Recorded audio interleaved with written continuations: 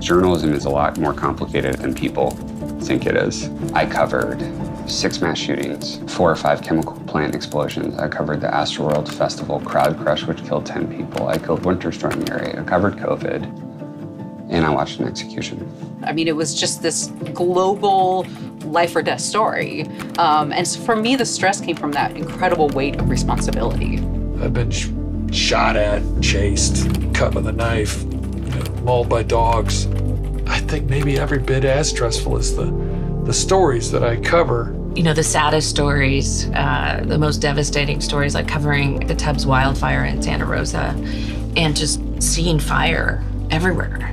You are seeing grief first person. You are seeing trauma first person. And it's not like you can just like go home and wash it all off. Taking care of your head is really crucial because you use your head to do this work.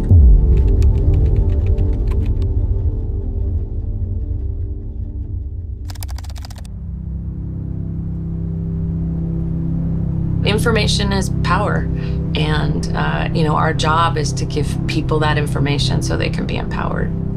Journalism is a really interesting, really fun job frequently, but I think it burns a lot of people out.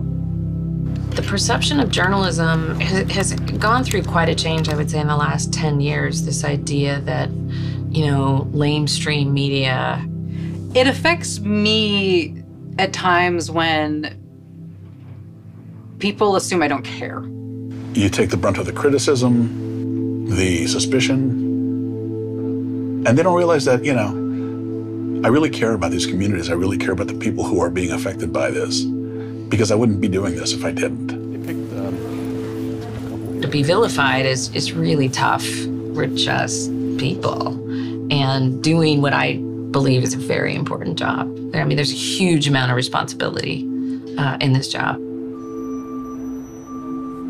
Everyone was somebody's baby that had an unrealized future ahead of them. And when the future goes wrong, it's a tragedy, and it can be reversed. And so I find that more interesting than just about anything else. I think most people don't know that homeless people don't want to be homeless. I think a lot of people think it's a choice. I'm Kevin with the Chronicle. Because the borderline problem is there's not enough housing for the people who need to be housed. That's an answer. So you have a group of people who are oppressed, such as trans people. They're dealing with their oppression, whatever the form of that is violence, drugs, I don't know. Of course. Much love to you guys. Bye. You have to be able to listen to them, hear them, connect with them, and it can be really difficult. It was the sentencing of this case. They talked about how he had ruined their entire life. Now they were in their 40s, having to go bury their garments in the backyard when they were 4 and 5 years old. And I just remember everyone in the courtroom was crying. And when the cops went in, looked in the backyard, they found the spoons that they had used to dig the holes. Those little details are just completely seared into my memory. And that was just one story. I had a period there where I was doing a lot of murdered children and kidnapped children. And it really got to me because I have a daughter. It breaks your heart. I cry with some frequency when I write stories about things like that. I probably have PTSD. In fact, I've been told I do, both from the things that I've seen and the things I've experienced. You're trained, and it's kind of drilled into you that you're not the story. You don't make yourself part of the story. It's not about me. It's never about me. We have lost people in the past because we didn't have the tools in place to support people who might have been struggling with some of the stresses that come with this job. Now it's very much understood that we all feel something. Nobody in the staff is immune to these mental health issues.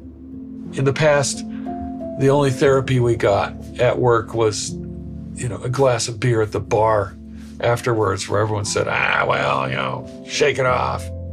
We used to have stuff like this on the you work things out. That's one thing that the therapy helped me crystallize is, you get road bumps and fall into craters in your life, you have traumas and emergencies.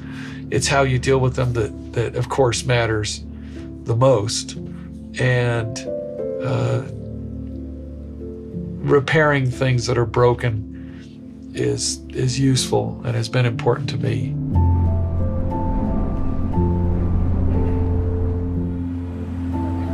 You go into journalism and you think there's good and there's bad.